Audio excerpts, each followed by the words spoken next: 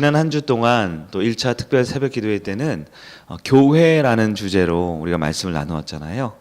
교회는 우리가 살아가는 곳이고 우리 삶의 현장이기 때문에 좀 친숙한 주제였지만 우리가 이번 주에 좀 다루려고 하는 성령에 대한 부분은 또 우리가 잘 알 수도 있지만 우리 성령님에 대해서는 우리가 직접 보거나 늘 성령님을 생각할 수 있는 것이 아니기 때문에 어떻게 보면 조금은 뜬구름 잡는 그런 얘기가 될 수도 있을 것 같아요.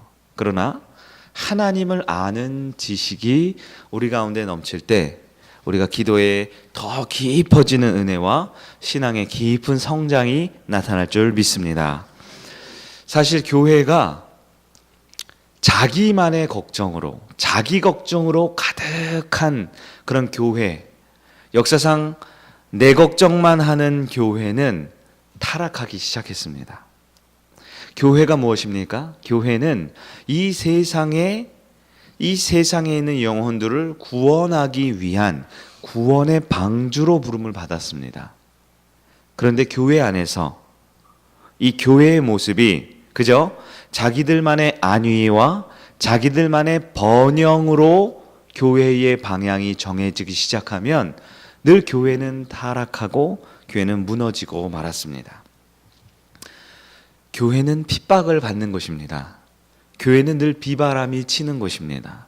그것이 당연한 것이고 너무나 자연스러운 것이에요. 그렇기 때문에 교회 안에는 사랑이 기반이 되어야 되고 이 사랑을 유지하기 위해서 주님으로부터 받은 영성이 탄탄하게 있어야 하는 것입니다.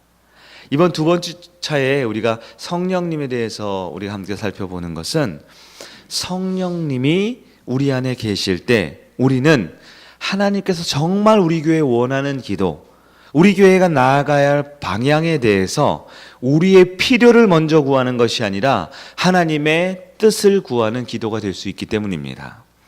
늘 새벽 기도 때 강조하는 것처럼 우리의 기도보다 우리는 하나님의 의도가 더 중요한 것이 우리 신앙생활이라는 것입니다. 이 새벽에도 우리는 많은 기도의 제목들이 있습니다. 그러나 하나님께서 우리에게 주신 말씀을 붙들고 하나님이 기도를 시키시는 그것을 먼저 구하는 것, 그것이 우리 예수님이 먼저 그의 나라와 의를 구하라는 주님의 뜻인 줄 믿습니다. 우리가 말씀을 로마서 8장을 읽었지만 로마서 10장 2절 말씀을 제가 한번 읽어드리겠습니다. 우리 아마 성경 한 장 정도 뒤에 보면 로마서 10장이 나오죠. 10장 2절 말씀을 읽어드립니다. 내가 증언하노니 그들이 하나님께 열심히 있으나 올바른 지식을 따른 것이 아니니라. 아멘. 무엇이 있다고요? 열심이 있습니다. 열심. 그러나 무엇이 없다고 합니까?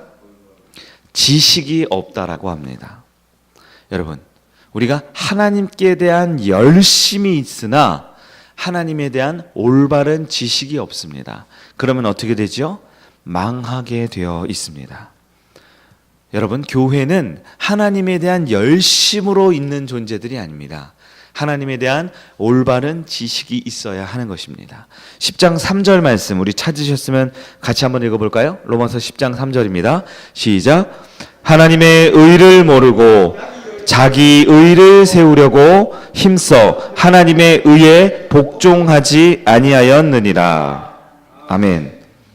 내가 그냥 망하는 정도가 아니라 자기 의, 내 생각, 내 판단, 내 가치 기준으로 신앙생활 하게 되면 오히려 하나님을 대적하는 타락한 교회로 시작한다라는 것입니다.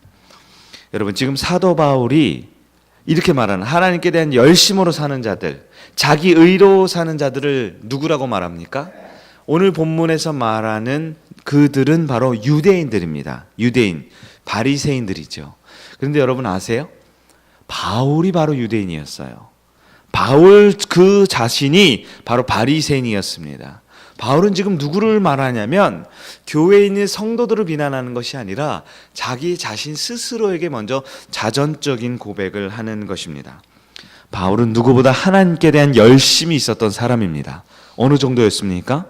그 하나님께 대한 열심 때문에 손에 칼을 들고 그들을 예수 믿는 사람들을 죽이는 일까지 했던 사람이었습니다. 그러나 하나님께 대한 큰 열심은 있었으나 하나님에 대한 올바른 지식이 없기에 바울은 하나님을 박해하고 핍박하는 자가 되었습니다. 바울이 지식이 없었습니까? 지식은 있었습니다. 그는 구약 성경에 통달했고 성경 해석에 능한 자였습니다.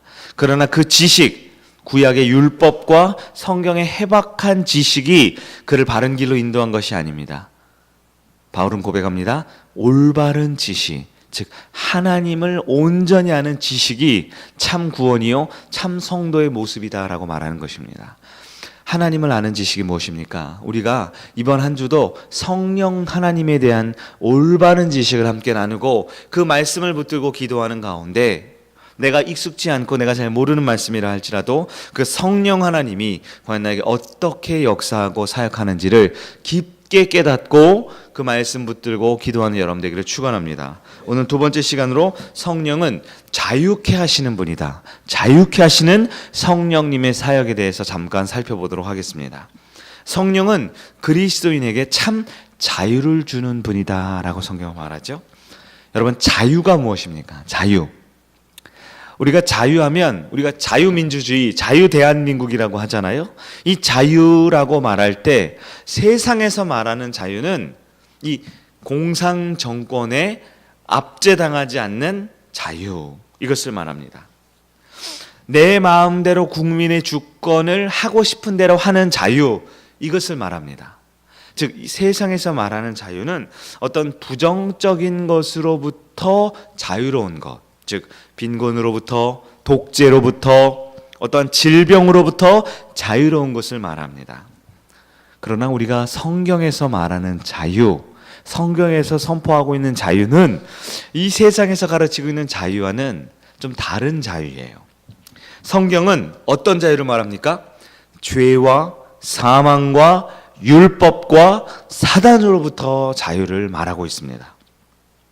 세상에서 말하는 자유는 뭔가에서 책임지지 않으려는 자유이죠. 내 마음대로 하고 싶은 것이 자유라고 가르치지만 성경에서 말하는 자유는 책임을 지는 자유입니다. 혹은 스스로 속박되는 자유가 참 자유라고 말을 하는 것입니다. 그 말씀을 잠깐 살펴보겠습니다. 로마서 4장부터 7장까지는 모든 사람들은 율법에 매여 있다라고 말합니다. 즉 율법을 지키면 복을 받고 율법을 어기면 벌을 받고 저주를 받는다라는 것이 우리 사람의 인생이라는 것이에요. 그러나 타락한 인간의 모습은 어떻습니까? 타락한 인간은 누구나 하나님께 대하여 범죄하였기 때문에 그 율법으로부터 자유한 사람이 아무도 없어요. 죄와 사망의 권세로부터 자유로울 수 있는 사람이 아무도 없습니다. 그러나 오늘 읽은 로마서 8장부터 예수 그리스도께서 저와 여러분을 위하여 죽으심으로 우린 더 이상 율법에 매이지 않게 되는, 죄와 사망의 권세로부터 해방되었음을 선포하는 것이 로마서 8장의 말씀입니다. 그리고 중요한 것은 바로 이러한 참된 자유를, 예수님이 이루신 자유를 우리 각자에게 적용하는 분이 누구이냐? 바로 그분이 성령 하나님의 역할이다 라고 성경은 선포하고 있는 것입니다. 여러분, 이 중요한 사실은 바로 우리가 성령을 받으면, 성령님의 인도하심을 받으면 율법에 매이는 것이 아니라 율법으로부터 해방되는데, 중요한 사실입니다. 율법으로부터 해방된다는 것은 이제 법을 안 지켜도 되니까 율법은 어겨도 돼, 죄는 지어도 돼, 내 마음대로 살아도 돼 하게 되는 것이 아니라 그 율법을 내 마음대로 자유롭게 살아도 율법에 어김없이 살 수 있는 참 그리스도인으로서, 성숙한 그리스도인으로서 살아갈 수 있게 된다라는 것이 로마서 8장에서 말하는 생명의 성령의 법이다라고 말씀하고 있다라는 것입니다. 예를 한 가지 들어드릴까요? 우리가 여름철에는 수영을 하잖아요. 근데 수영을 잘 못하는 분들이 있습니다. 수영을 잘 못하는 분들은 이 바닷가, 물가가 정말 고통스럽고 두려운 곳이에요. 내 키보다, 내 코보다 1cm라도 더 높은 곳에 있으면 살 수 없습니다. 내 키보다 1cm라도 더 높으면 그 물에서 오래 살지 못하고 죽을 수밖에 없는 것이죠. 그러나 수영으로부터 자유로운 분들은 어떻습니까? 이 물로부터 자유로운 분들은 이 서해 바다 한 50m 깊이 되는 곳에 갖다 놔도 아무 문제가 없습니다. 동해 바다 깊은 데는 몇천 미터 되는 바다 깊은 곳에 갖다 놔도 전혀 상관이 없어요. 물에 뜰 수 있기 때문입니다. 우리 장로님께서 수영을 즐겨 하신다고 들었는데 이런 얘기를 하시더라고요. 장로님이 다니는 수영장이 야탑에 있대요. 근데 왜 그곳에 가시냐 했더니 다른 수영장은 이 수심이 얕은 거예요. 수심이 얕으면 어떻게 돼요? 장로님 말씀으로 사람들 수영하다 지치면 그냥 수영장 한복판 이렇게 툭 쉬면서 서 있는데요. 근데 우리 장로님이 애용하시는 수영장은 깊이가 깊기 때문에 중간에 쉴 수가 없대요. 그럼 어떻게 돼요? 수영을 잘하는 분은 자유롭게 멈춰서는 분 없이 그냥 왔다 갔다 자유를 누릴 수 있죠. 네. 우리 박태환 선수를 보십시오. 박태환 선수는 수영을 우리나라에서 거의 제일 잘하잖아요. 세계에서도 제일 잘하잖아요. 그렇기 때문에 물 안에서는 누구보다 자유롭게 활동을 할 수 있는 거예요. 여러분, 박태환 선수가 물을 피합니까? 물을 두려워합니까? 나는 이제 수영으로부터 자유로우니, 물로부터 자유로우니 나는 이제 물에 안 들어가도 돼. 그렇습니까? 아니죠. 누구보다 물과 함께 사는 겁니다. 여러분, 김연아 선수는 다 아시죠? 김연아 선수는 어디서 제일 아름답고 예쁘냐? 물론 TV나 방송에도 많이 나오지만 김연아 선수가 가장 아름다운 곳은 온 국민으로부터, 전 세계인으로부터 사랑받는 곳은 바로 빙판 위에서 가장 아름다운 거예요. 빙판 위에서는 우리 같은 사람은 빙판에서 그냥 조금만 있어도 꽈당 넘어지지만 김연아 선수는 그 빙판 위에서 가장 아름다운 모습으로 연기를 할 수 있습니다. 왜 그렇죠? 누구보다 많이 엉덩방아를 찧었기 때문입니다. 누구보다 열심히 그곳에서 피나는 땀 흘리는 훈련을 했기 때문에 이제 그 빙판에서 자유로울 수 있는 거예요. 그런데 여러분, 김연아 선수가 그 빙판에서 세계에서 제일 자유로운데요. 그러면 빙판을 피합니까? 빙판을 두려워합니까? 빙판에 가기 싫어합니까? 난 이제 빙판이 자유로우니까 빙판이랑 상관없어. 그렇습니까? 아니죠. 빙판 위에 생활하고 연기하는 것이 김연아 선수입니다. 마찬가지예요. 우리가 율법으로부터 자유한다라는 것은 이 세상의 개념으로는 율법으로부터 자유해? 그러면 이제 율법을 어겨도 되네? 막 살아도 되네? 하는 생각이 있겠지만 그렇지 않아요. 우리가 성령 안에서 율법으로부터, 죄와 사망으로부터 자유한다라는 것은 율법을 안 지키는 것이 아니라 내가 성령의 법으로 살아갈 때 그 누구보다 율법을 통달하고 율법으로부터 참 자유를 하기 때문에 율법으로부터 그 모든 것을 성숙하게 지킬 수 있는 자유로운 곳에 살아가게 된다라는 것이죠. 제가 우리 아이들한테 늘 가르칠 때 우리 왕자 이야기를 합니다. 하나님 나라에 왕자가 있잖아요. 그런데 어린 시절 이 왕자가 길을 잃어버렸어요. 아버지를 잃어버렸어요. 그래서 다리 밑에 살게 됩니다. 그러면 이 왕자는 자신이 왕자였다는 것을 잊어버리고 거지로 살아가는 거예요. 쓰레기통을 뒤져먹고 삽니다. 사람들에게 구걸을 하며 살아갑니다.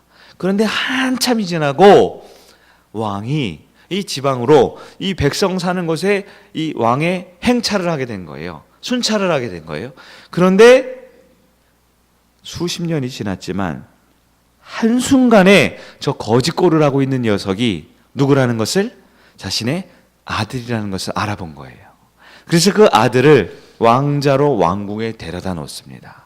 그러면 이 아들은 어제까지는 거지였지만 오늘부터는 뭐가 됐어요? 왕자가 된 것이죠. 그러면 이 왕자로 살아가는 것이 무엇입니까?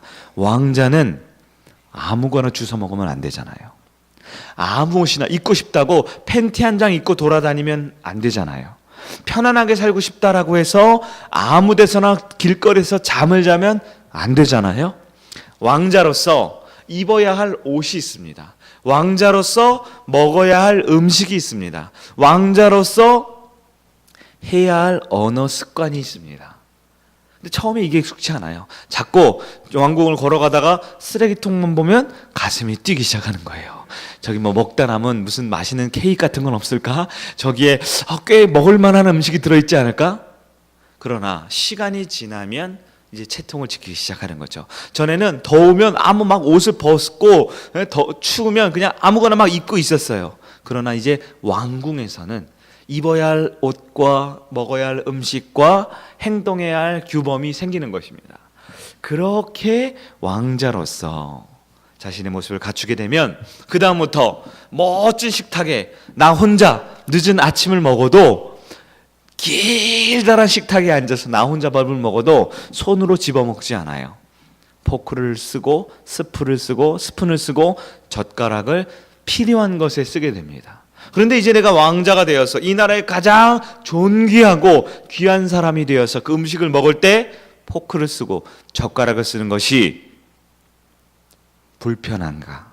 그것이 너무나 나를 불편하게 만드는 속박이 되냐? 그렇지 않다라는 거예요. 정말 맛있는 음식을, 진귀한 음식을 제대로 즐기기 위해서 젓가락을 쓰고 스푼을 쓰고 포크를 쓰는 것이 자유로운 것이 참된 자유자의 해방된 모습이다라는 것입니다.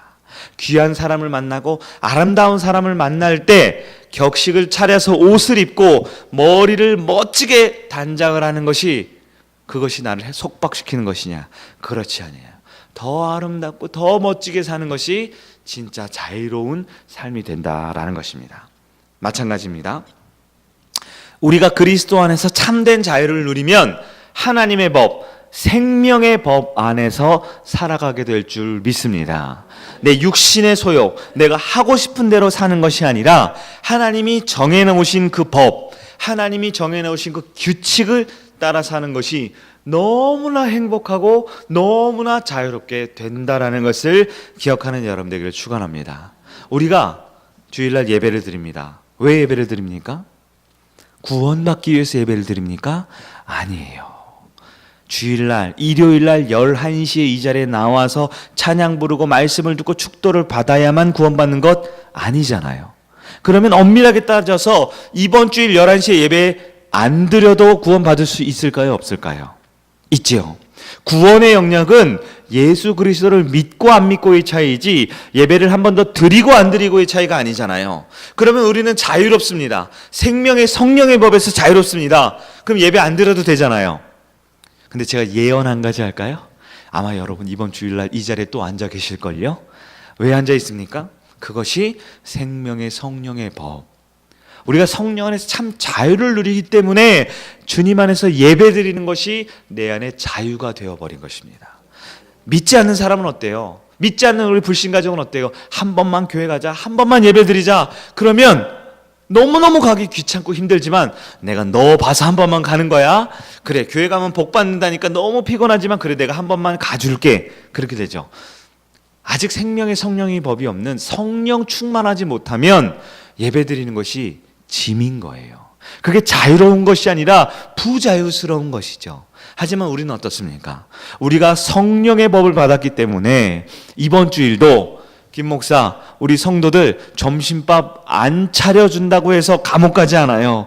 우리가 여름에 뜨겁게 식당 앞에서 그 가스불 앞에서 봉사하지 않아도 아무 문제 생기지 않아요. 그래서 저는 예언을 한 가지 하겠습니다. 아마 이번 주도 우리 권사님들이 사랑하는 마음을 가득 가지고 우리 성도님들을 위해서 정성껏 식사를 준비해 주실 거예요. 왜요?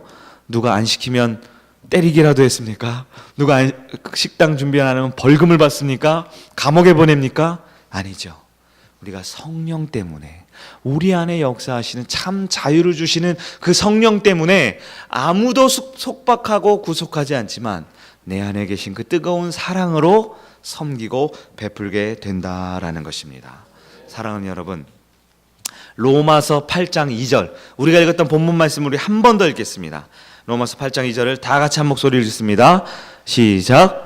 이는 그리스도 예수 안에 있는 생명의 성령의 법이 죄와 사망의 법에서 너를 해방하였습니다. 아멘. 우리가 이 새벽에도 성령님을 의지할 때, 성령의 법, 생명의 성령의 법을 받을 때 우리가 그리스도 안에서, 주님 안에서, 하나님 안에서 참 자유를 누리게 됨을 믿기를 축원합니다. 나의 노력, 나의 열심으로 신앙생활하는 것은 결코 내 안에 있는 육체의 정욕을 이겨낼 수 없습니다. 내 힘으로 새벽기도 나오면 며칠은 나올 수 있지만, 몇 번은 나올 수 있지만 곧 지쳐 쓰러질 수밖에 없습니다. 그러나 우리가 성령을 받으면, 성령 충만함을 받으면 새벽에 잠이 깨워질 줄 믿습니다. 새벽에 기도한다 할지라도 하루가 피곤해지지 않을 줄 믿습니다. 고린도후서 3장 17절입니다. 주의 영이 계신 곳에 참 자유가 있느니라. 아멘. 우리가 총동원 전도주의를 준비하고 있습니다. 아마 우리 가운데 마음에 조금은 짐이 있을 줄 알아요. 김 목사와 함께 태신자를 작정했습니다.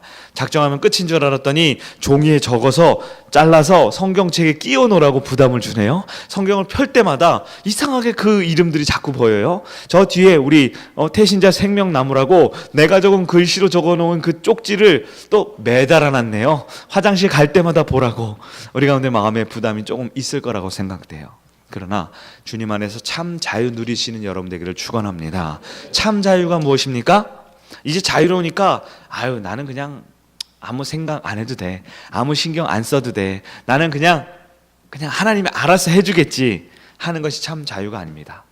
박태환 선수가요, 김연아 선수가요, 그 얼음 위에서, 그 물속 안에서 가장 자유롭기 위해서는 그 간에 세계에서 그 누구보다도 많은 땀을 흘렸기에, 누구보다도 많은 시행착오와 엉덩방아를 찧었기에 그 자리에 오를 수 있다라는 것을 여러분 생각하셔야 합니다.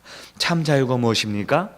주님께서 내게 주신 건강으로, 주님께서 내게 주신 열정으로, 주님께서 내게 주신 물질로, 주님께서 내게 주신 그 사랑으로 내가 할 수 있는 한 최선을 다해서 그 영혼에게 사랑하고 베풀고 주님의 곁으로 초청하는 일을 게으르지 않는 것, 그것이 참 자유인 것입니다. 그리고 또한 그렇게 내가 최선을 다할 때 그 결과를, 그 열매는 하나님의 영역이므로 성령님께 내어 맡기는 것이 주님 안에 참 자유임을 믿는 여러분 되기를 축원합니다. 말씀을 정리하겠습니다. 사랑하는 성육교회 성도 여러분, 우리는 성령 안에서 참 자유를 누린 여러분 되기를 축원합니다.